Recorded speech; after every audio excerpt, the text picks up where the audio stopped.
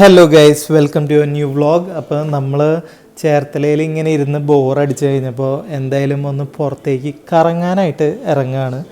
അപ്പോൾ ഇന്ന് വലിയ ട്രിപ്പും കാര്യങ്ങളൊന്നുമില്ല, ചെറിയൊരു ട്രിപ്പാണ്.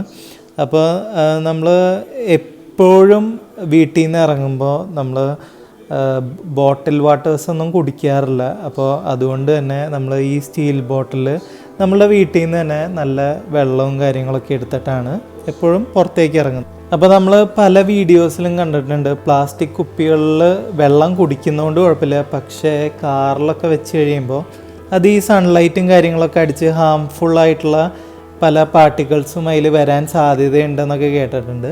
പിന്നെ നമ്മൾ എൻ്റെ ഫോണിൻ്റെ പിന്നിൽ എപ്പോഴും ഇങ്ങനെ ഒരു 200 രൂപയോ 100 രൂപയോ ഞാൻ വെച്ചേക്കും. കാരണം എന്താണെന്ന് വെച്ച് കഴിഞ്ഞിട്ടുണ്ടെങ്കിൽ ഇപ്പോൾ മൊത്തത്തിൽ നമ്മൾ ഡിജിറ്റൽ ഇന്ത്യ ആണല്ലോ, അതുകൊണ്ട് തന്നെ ഒരാളുടെയും കയ്യിൽ എടുക്കാനൊരു പൈസ കാണില്ല. അപ്പോൾ നമ്മൾ ഫോണ് മറന്ന് എവിടെയും പോവില്ല. അതുകൊണ്ട് തന്നെ എവിടെയെങ്കിലും ഒന്ന് പെട്ടുപോയി കഴിഞ്ഞാൽ അത്യാവശ്യത്തിന് ഉപയോഗിക്കാൻ വേണ്ടിയിട്ടാണ് ഈ 200 രൂപയോ 100 രൂപയൊക്കെ വെക്കുന്നത്.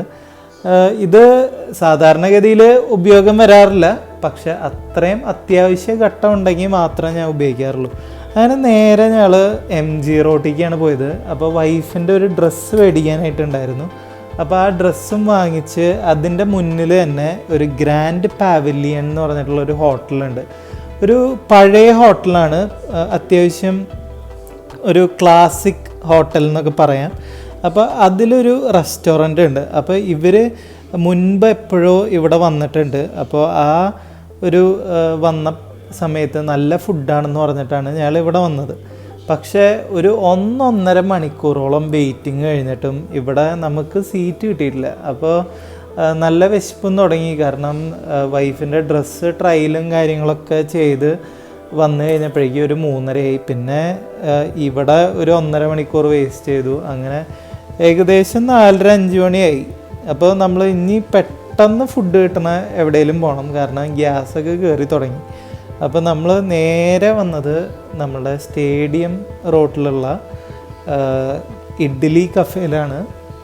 അപ്പോൾ ഇഡ്ഡലി കഫേയിൽ ഞങ്ങൾ രണ്ടുപേരും 2 ഐറ്റംസും കാര്യങ്ങളൊക്കെ ഓർഡർ ചെയ്തു. അപ്പോൾ ഞാനൊരു മസാല ദോശയൊക്കെയാണ് ഓർഡർ ചെയ്തത്.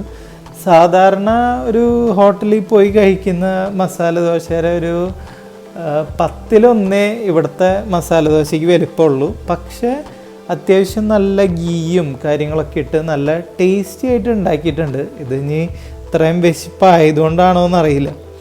അങ്ങനെ അതൊക്കെ കഴിച്ച് ഞങ്ങൾ നേരെ പോകുമ്പോഴാണ് നമ്മൾ ഒരു എക്സിബിഷൻ കണ്ടത്.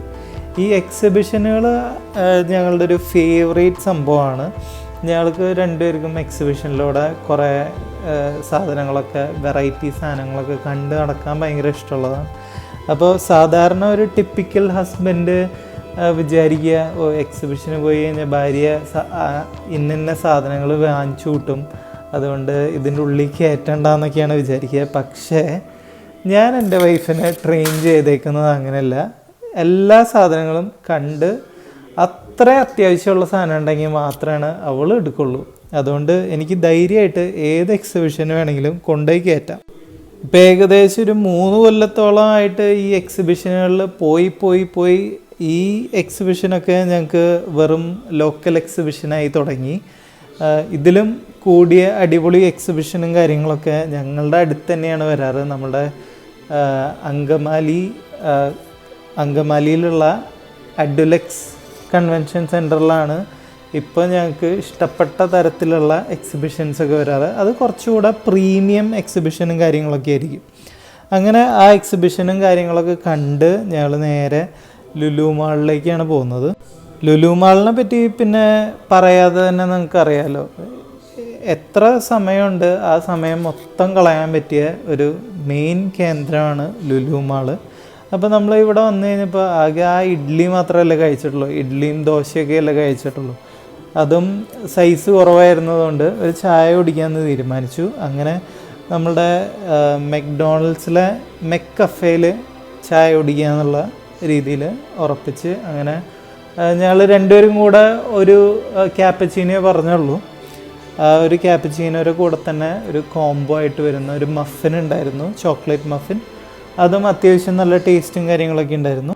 അതൊക്കെ കഴിച്ചും കുടിച്ചും കഴിയുമ്പോഴേക്കും വൈഫിൻ്റെ അടുത്ത പരാതി തുടങ്ങി. എനിക്ക് കുറേ നാളായി ഡ്രസ്സുകളൊക്കെ എടുത്ത് തന്നിട്ട് നമ്മൾ ഇപ്പോൾ ഡ്രസ്സും കാര്യങ്ങളൊന്നും എടുക്കാറില്ല, ഷോപ്പ് ചെയ്യാറില്ല എന്നുള്ള പരാതി തുടങ്ങി. എന്നാൽ നീ ഇന്നത്തെ ദിവസം എന്ത് വേണമെങ്കിലും എടുത്തോ എന്നായി ഞാൻ. അങ്ങനെ ഞങ്ങൾ പല പല ഡ്രസ്സ് കടകളിലായിട്ട് മാറി മാറി നടന്നുകൊണ്ടിരിക്കുകയാണ്. അപ്പോൾ ഇത് ഈ ഒരു കളറുകളും കാര്യങ്ങളൊക്കെയുള്ള ഡ്രസ്സുകൾ കണ്ടിട്ട് ലോക്കൽ ഡ്രസ്സാണെന്ന് വിചാരിക്കേണ്ട, ഋതുകുമാരിയാണ് അങ്ങനെ എന്തോ ഒരു പേരുള്ള ഒരു ബൊട്ടീക്കും കാര്യങ്ങളൊക്കെയാണ്. അപ്പോൾ കണ്ട ലോക്കൽ ലുക്കാണെങ്കിലും നല്ല വിലയാണ്. ഇതിൽ നിന്ന് അവൾ എന്തെങ്കിലും പൊക്കിക്കൊണ്ടുവരുമോ എന്ന് പേടിച്ച് ഇരിക്കുന്നു ഞാനും. എന്നാൽ മനസ്സിലുള്ളത് പുറത്തേക്ക് എൻ്റെ വരുത്തി കഴിഞ്ഞ സീനാവും. അതുകൊണ്ട് ഞാൻ പറഞ്ഞു എന്ത് വേണമെങ്കിലും എടുത്തോ, കുഴപ്പമില്ല, പൈസയൊന്നും നോക്കണ്ട എന്ന് ഒരു കാച്ചി. അങ്ങനെ അവൾ ഷോപ്പ് ചെയ്തുകൊണ്ടിരിക്കുമ്പോൾ ഞാൻ ജസ്റ്റ് ഒന്ന് പുറത്തേക്ക് വന്നതാണ്. അപ്പോൾ നമ്മളുടെ ലുലുവിൽ എന്തോ സ്പെഷ്യൽ ഡിസ്കൗണ്ട്സും കാര്യങ്ങളൊക്കെ നടക്കുന്നുണ്ട്. അപ്പോൾ അതിൻ്റെ ഒരു ചെറിയ കൗണ്ടറും കാര്യങ്ങളൊക്കെ കാണാം. അവളാണെങ്കിൽ അതിൽ നിന്നൊക്കെ ഇറങ്ങി വേറെ ഏതൊക്കെയോ കടകളിലേക്ക് മാറി മാറി നടക്കുന്നുണ്ട്. പക്ഷേ എന്തോ ഭാഗ്യത്തിന് എൻ്റെ ആ ഒരു വാക്കിൻ്റെ ബലം കൊണ്ടാണോ എന്ന് എനിക്കറിയില്ല, എന്ത് വേണമെങ്കിലും എടുത്തോ എന്ന് പറഞ്ഞപ്പോൾ ആൾക്ക് ഒന്നും വേണ്ടാതായി. അതുകൊണ്ട് ഇന്ന് കുറച്ച് പൈസ ലാഭിക്കാം. അങ്ങനെ നടക്കുമ്പോൾ അവൾ പറഞ്ഞു എന്നാൽ ഒരു ഷർട്ട് നോക്കാൻ കയറാം എന്ന് പറഞ്ഞു. അങ്ങനെ ഞങ്ങൾ പല പല ബ്രാൻഡഡ് ഷോപ്പുകളിലൊക്കെയാണ് പോകുന്നത്. ഒരു ഷർട്ടെങ്കിലും ഒരു ബ്രാൻഡുള്ളത് ഇട്ട് കാണണം എന്ന് ഭയങ്കര ആഗ്രഹം. എന്നാൽ പരാതി തീർത്തേക്കാം എന്ന് പറഞ്ഞ് ഒരു ഷർട്ട് മേടിച്ചു. ഈ ഒരു ഷർട്ട് മേടിച്ച് കഴിഞ്ഞപ്പോൾ എനിക്ക് ആ ഒരു ഷോപ്പിംഗ് ക്രേസ് അങ്ങോട്ട് കയറി. അതിനൊരു 3-4 ഷർട്ടുകൾ മാറി മാറി മേടിച്ചു. അവസാനം ഭാര്യയ്ക്ക് വേണ്ടി ഷോപ്പിംഗ് എന്ന് പറഞ്ഞ് ഇറങ്ങിയിട്ട് അവസാനം ഞാൻ കൈ നിറയെ ഷർട്ടും പാൻറ്റും കാര്യങ്ങളൊക്കെ ആയിട്ട് ഞാൻ ഇറങ്ങിപ്പോന്നു. ഇപ്പോഴത്തെ പരാതി എനിക്കൊന്നും കിട്ടിയില്ല, എനിക്കൊന്നും നല്ലത് കിട്ടിയില്ല എന്നാണ്. അപ്പം ഞാൻ പറഞ്ഞു നിന്നോടല്ലേ എന്ത് വേണമെങ്കിലും എടുത്തോ എന്ന് പറഞ്ഞത്, ഇത് എൻ്റെ കുഴപ്പമില്ലല്ലോ എന്ന് പറഞ്ഞ് ഞാൻ തടി തപ്പി. എനിക്ക് എടുത്ത ഡ്രസ്സെല്ലാം ടൈറ്റ് ഫിറ്റായിട്ടുള്ള ഡ്രസ്സുകളാണ് വൈഫ് സെലക്ട് ചെയ്ത് തന്നത്. എന്നിട്ട് പറഞ്ഞു ഇനി മുതൽ ഒരു ജങ്ക് ഫുഡും കഴിക്കരുതെന്ന്, ഈ തടിയിൽ തന്നെ മെയിൻറ്റെയിൻ ചെയ്ത് പോകണം എന്നാണ് അവളുടെ ഓർഡർ. അങ്ങനെ പറഞ്ഞു കഴിഞ്ഞപ്പോൾ ഞാൻ പറഞ്ഞു എന്നാൽ എനിക്കൊരാഗ്രഹമുണ്ട്, എനിക്ക് ഒരു നല്ലൊരു ബർഗറും കാര്യങ്ങളും കഴിച്ചിട്ട് വേണം എൻ്റെ ഡയറ്റ് തുടങ്ങാനായിട്ട് എന്ന് പറഞ്ഞു. അങ്ങനെ ഞങ്ങൾ മെക്ഡോണൽഡ്സിൽ നിന്ന് രണ്ടുപേരും അത്യാവശ്യം നല്ല ക്ലാസിക് ബർഗറും പിന്നെ ഫ്രൈസും ഒക്കെ ആയിട്ടുള്ള ഒരു നല്ലൊരു കോംബോയും കാര്യങ്ങളും കഴിച്ച് ഞാൻ എൻ്റെ ഡയറ്റ് തുടങ്ങാൻ പോവാണ്. അപ്പോൾ ഇന്ന് എന്ത് വേണമെങ്കിലും കഴിക്കാം, അത് കഴിഞ്ഞ് ഉള്ള ദിവസങ്ങളിൽ നമ്മൾ ഡയറ്റിംഗ് ആയിരിക്കും.